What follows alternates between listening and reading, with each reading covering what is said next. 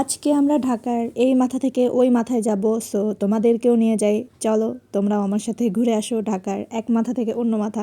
ঢাকার এক পাশ থেকে ঢাকার আরেক পাশ। ঢাকার এই এক পাশ থেকে অন্য পাশে যেতে আমি সারাদিন কি কি করলাম সেটাও তো একটু দেখানো দরকার, তাই না? ঢাকার এই এক সাইড থেকে অন্য সাইডে যেতে যেতে কিন্তু আমার মাঝখানে অনেকগুলো কাজ করা হয়েছিল। সো চলো আর বেশি বকবক না করে আমরা আমাদের ভিডিওতে চলে যাই। যাই হোক, আমি কিন্তু অলরেডি ঢাকার এক পাশ থেকে আরেক পাশে যাওয়ার মাঝখানে চলে আসছি। এই এরিয়া হয়তো অনেকেই চিনতে পারছো, এই জায়গাটা হচ্ছে বসুন্ধরা এরিয়া।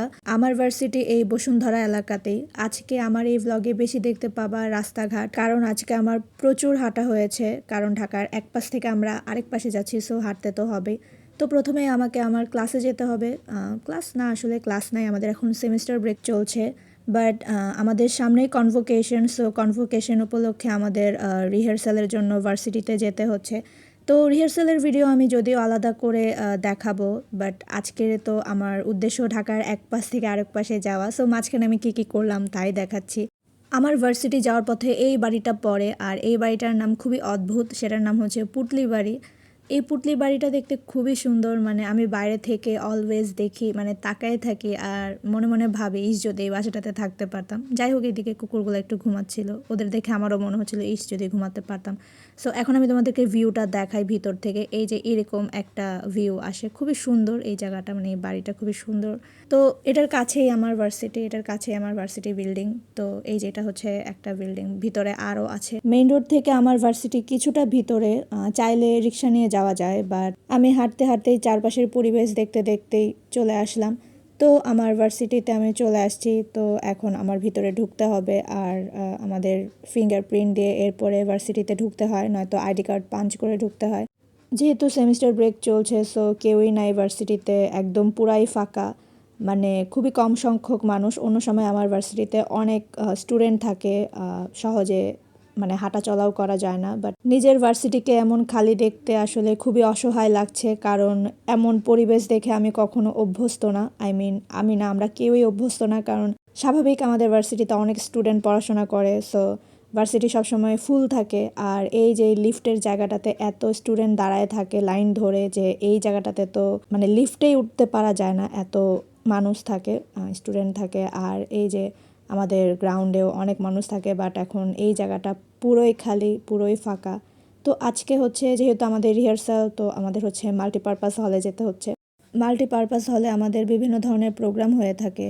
তো যেহেতু আমাদের রিহার্সাল আর যেহেতু এখন ক্লাস সব অফ, সো আমরা মাল্টিপারপাস হলেই চলে আসি। মাল্টিপারপাস হলেও এসে দেখি তেমন কেউই আসে নাই, সবাই খুবই লেটুস পাতা আমার মতোই। যাই হোক, আমি অনেক তাড়াতাড়ি চলে আসি। আর এই যে এটা হচ্ছে আমার একটা আপু, যে গতবারও পারফর্ম করেছিল আমার সাথে কনভোকেশনে। আস্তে আস্তে প্রায় সবাই চলে আসে, আর আমরা আমাদের রিহার্সাল শুরু করে দেই। তো রিহার্সালের মাঝখানে আমাদের একটা ব্রেক দেয়, যেখানে আমাদেরকে সিঙ্গারা আর এক কাপ রং চা দেওয়া হয়। আমাদের এমনই রিহার্সাল একটা ব্রেকফাস্ট দেওয়া হয়, যেখানে সিঙ্গারা থাকে আর এক কাপ রং চা দেওয়া থাকে।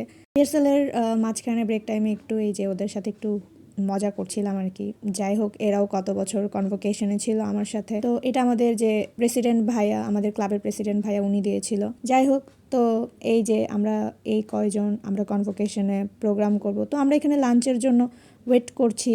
আমরা যারা কনভোকেশনে প্রোগ্রাম করি, আমাদের জন্য সকালে একটা ব্রেকফাস্ট থাকে আর দুপুরে লাঞ্চের ব্যবস্থা থাকে। তো এই যে আমাদের সেদিনের লাঞ্চ ছিল, ভালোই ছিল, খারাপ না। আমি রিহার্সাল ডের একটা ভিডিও বানানোর চেষ্টা করব। যাই হোক, খাওয়া দাওয়া শেষ করে আমি আবার ঢাকার অন্য পাশে যাওয়ার যাত্রা শুরু করি। তো এই যে একটা, এগুলোকে কি বলে হয়তো টমটম, এই টমটমে করে এই যে 300 ফিটের রাস্তা দিয়ে চলে যাই। ভালোই, অনেক সুন্দর বাতাস হচ্ছিল, বাতাস খেতে খেতে যাচ্ছিলাম। বাট যাওয়ার সময় রাস্তাগুলো খুবই সুন্দর, যেহেতু 300 ফিট রাস্তায় কোনো লোকাল বাস বা কোনো পাবলিক বাস আসা যাওয়া করে না, সো এই রাস্তা পুরোপুরি ফাঁকাই থাকে। আর আশেপাশের দৃশ্য মোটামুটি সুন্দর। আমরা প্রায় ঢাকার অন্য পাশে চলে এসেছি। আমার যে এরিয়া, আমি যেখানে থাকি, আমি ঢাকার পুরো এক পাশে থাকি। আর আমি এখন যেখানে আছি, যেখানে আমি এই যে দোল খাচ্ছি, এটা পুরোপুরি আমার এরিয়া থেকে ঢাকার অন্য পাশে। মানে আমি ঢাকার এক পাশে থাকি, আর এখন আমি যেখানে আছি পুরো ঢাকার অন্য পাশে আছি। ঠিক বিকেলবেলা এই জায়গাটাতে দোল খেতে এত শান্তি লাগছিল। দোলনা আমার এমনিই ভালো লাগে, আমার মনে হয় তোমাদের সবারই ভালো লাগে দোলনা। দোলনা কার না ভালো লাগে।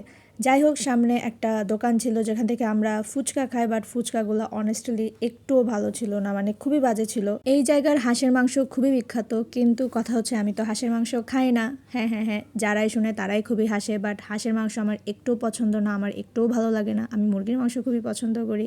যাই হোক, খাওয়া দাওয়া শেষ করে একটু এই হাঁটতে বের হলাম। আর এই রাস্তাটা তো বললামই খুবই সুন্দর মোটামুটি। এই রাস্তায় বেশিরভাগই সবাই বাইক নিয়ে আসে, নয়তো গাড়ি নিয়ে আসে।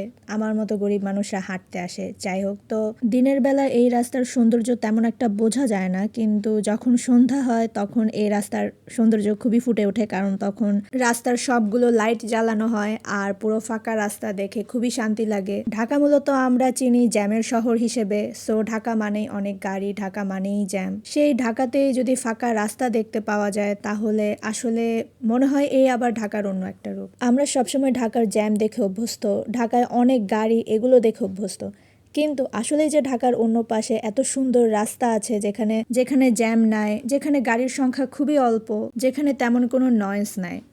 যাই হোক, খুবই সুন্দর ছিল ঢাকার এক পাশ থেকে অন্য পাশ। যাই হোক, আমি কিন্তু ঠিকই আবার ওই দিন ঢাকার ওই পাশ থেকে এই পাশে ফিরে আসি, আই মিন আমার নিজের বাসায় ফিরে আসি।